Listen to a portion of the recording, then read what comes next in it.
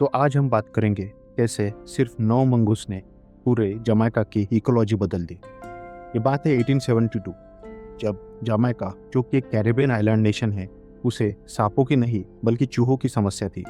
असल में सिर्फ समस्या नहीं, तबाही मचाई थी चूहों ने पूरे शुगर इंडस्ट्री का जीना मुश्किल कर दिया था। और तब किसी जीनियस ने सोचा सॉल्यूशन तो ऑब्वियस है, इंडिया से मंगूस बुलाओ, नेचर खुद संभाल लेगी। प्लान सिंपल था, मंगूस चूहों को खा जाएंगे, चूहे खत्म हो जाएंगे, प्रॉब्लम सॉल्व। लेकिन मंगूस ने जो खाया वो चूहे नहीं थे, और उसके बाद जो हुआ वो कैरेबियन हिस्ट्री की सबसे बड़ी इकोलॉजिकल डिजास्टर्स में से एक बन गया। ट्रस्ट में, ये कहानी जितनी आगे बढ़ती है उतनी ही ज़्यादा रोमांचक होती जाती है। तो ज़रा सीन इमेजिन करो, 1870s का जमाइका बेसिकली एक बहुत बड़ा शुगर प्लांटेशन था। शुगर ही सब कुछ था, पूरी इकोनॉमी उसी पर चल रही थी।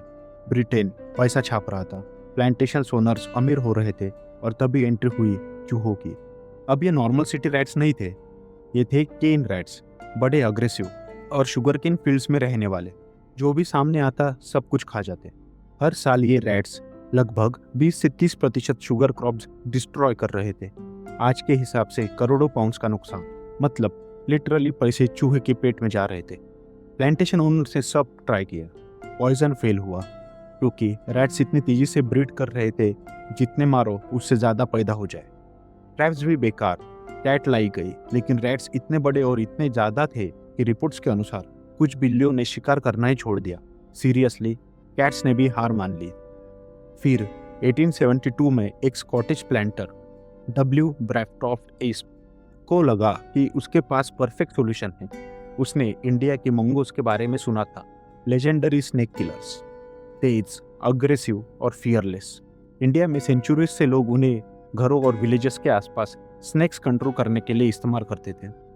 तो उसने सोचा अगर ये कोबरा मार सकते हैं तो चूहे तो मार ही देंगे।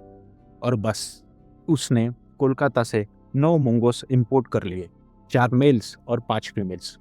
जरा इस नंबर के बारे में सोचो, सिर्फ 9 जानवर, और वही आगे चलकर पूरे आइलैंड का इकोसिस्टम हमेशा के लिए बदलने वाले थे।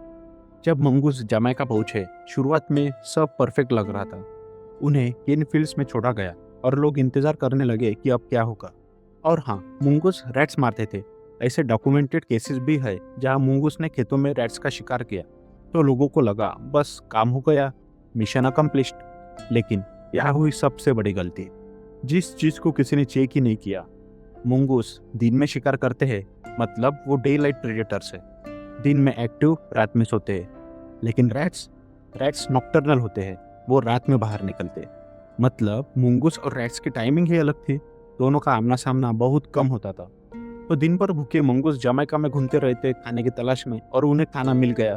बस रैट्स नहीं, उन्होंने ग्राउंड नेस्टिंग बर्ड्स खाना शुरू कर दिया।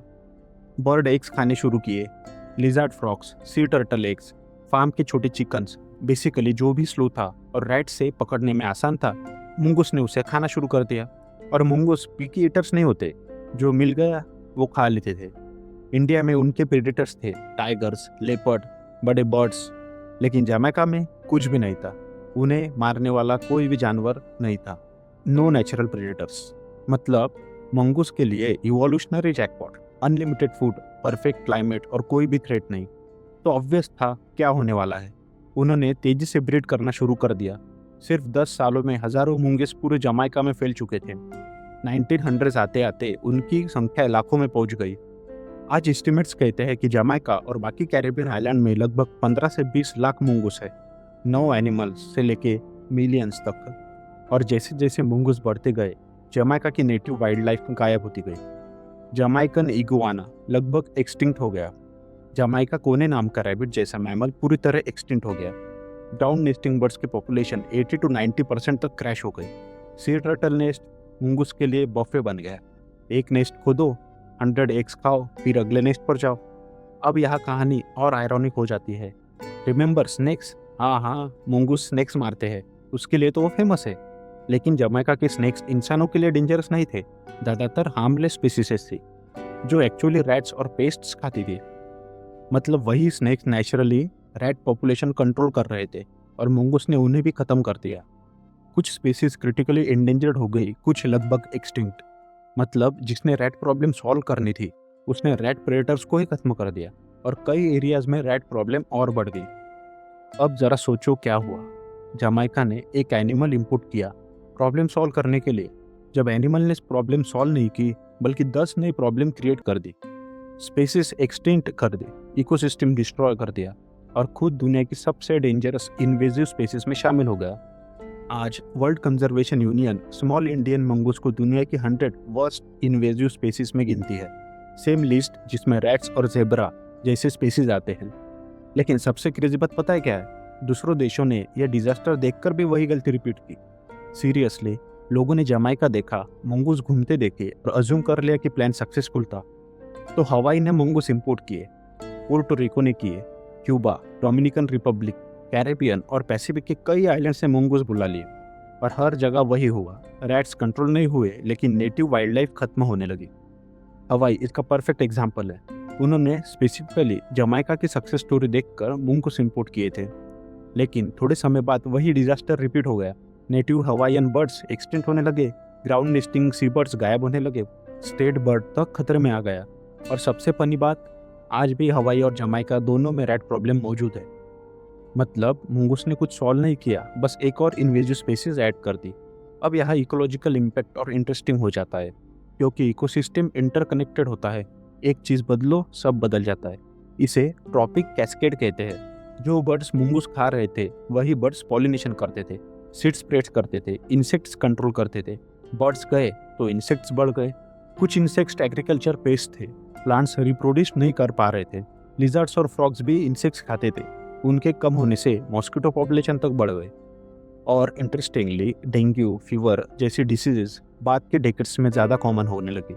डायरेक्ट प्रूफ तो नहीं है, लेकिन टाइमिंग सस्पिशियस थी। और मंगूस ने सिर्फ वाइल्ड लाइफ को इफेक्ट नहीं किया, उन्होंने लोगों की जिंदगी भी खराब कर दी। उन्होंने फार्म्स पर हमला करना शुरू कर दिया। चिकन कूप्स उनके लिए फास्ट फूड रेस्टोरेंट बन गए।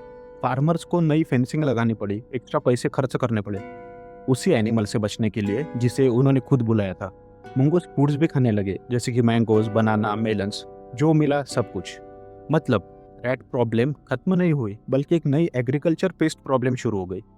और शुगर इंडस्ट्री, जिसके लिए सब कुछ शुरू हुआ था, उसे कोई मेजर फायदा ही नहीं मिला।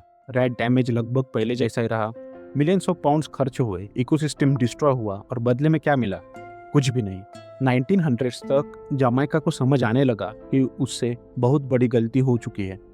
साइंटिस्ट एक्सटिंक्शन डॉक्यूमेंट कर रहे थे, फार्मर्स कंप्लेंट कर रहे थे, गवर्नमेंट प्रेशर में थी, तो उन्होंने मंगूस खत्म करने की कोशिश की। बाउंटी प्रोग्राम शुरू किए, मंगूस को मारो, टेल लाओ, पैसे ले जाओ। लेकिन वही हुआ जो रैट्स के साथ हुआ था, कुछ नहीं बदला। हजारों मंगूस मारे गए, लेकिन ब्रीडिंग रेट इतना हाई था कि फर्क ही नहीं पड़ा। एक मारो 3 और पैदा हो जाए। पॉइजन ट्राई किया गया, मंगूस बच गया। ट्रैक्स लगाए गए, मंगूस सीख गए और उससे बच निकले। ऑर्गेनाइज्ड हंटिंग कैंप्स भी फेल हो गए। 1920s तक जमाइकन गवर्नमेंट ने बेसिकली हार मान ली थी। उन्होंने सब ट्राई कर लिया था, लेकिन मंगूस अब परमानेंटली आइलैंड का हिस्सा बन चुके थे। आज भी जमाइका में लाखों मंगूस है, सिटीज, फॉरेस्ट, बीचेस, माउंटेन्स, हर जगह। जो स्पीसीज एक्सटिंक्ट हो गई वो वापस नहीं आने वाली। इकोसिस्टम परमानेंटली बदल चुका है, लेकिन जमाइका ने कोशिश करना नहीं छोड़ा। आज कंजर्वेशन टीम इंडेंजर्ड जमाइकन इगुआना को बचाने के लिए मंगूस प्रूफ इंक्लोजर बना रही है। स्पेशल फेंसिंग लगाई जा रही है ताकि मंगूस अंदर ना आ सके। कुछ बर्ड स्पीसीज को प्रोटेक्टेड एरियाज में बचाने की कोशिश हो रही है, लेकिन ये प्रोसेस बहुत स्लो है, एक्सपेंसिव भी है और मुश्किल भी। साइंटिस्ट मंगूस पॉपुलेशन कंट्रोल करने के लिए डिसीजेस और कॉन्ट्रासेप्टिव्स तक रिसर्च कर रहे हैं, लेकिन अभी तक कुछ भी लार्ज स्केल पर सक्सेसफुल नहीं हुआ। कुछ एक्सपर्ट्स तो कहते हैं कि अब जमाइका का गोल मंगूस खत्म करना नहीं, बस डैमेज कम करना होना चाहिए, क्योंकि शायद अब उन्हें पूरी तरह से हटाना इम्पॉसिबल है। लेकिन इस पूरी कहानी का सबसे बड़ा लेसन क्या है? इकोसिस्टम के साथ छेड़छाड़ मत करो जब तक तुम्हें पूरी तरह समझ न हो कि तुम क्या कर रहे हो। जमाइका के प्लांटेशन ओनर स्टूपिड नहीं थे, उन्हें लगा कि वो एक रियल प्रॉब्लम सॉल्व कर रहे थे, लेकिन उन्होंने कॉन्सिक्वेंसेस के बारे में नहीं सोचा। उन्होंने ये नहीं समझा कि मंगूस रैट्स के अलावा और क्या खाते हैं या बिना प्रेडेटर्स के क्या होगा। और यही मिस्टेक दुनिया बार बार करती रहती है। ऑस्ट्रेलिया का केन टोड डिजास्टर, न्यूजीलैंड का स्टोट प्रॉब्लम, फ्लोरिडा के पाइथन्स।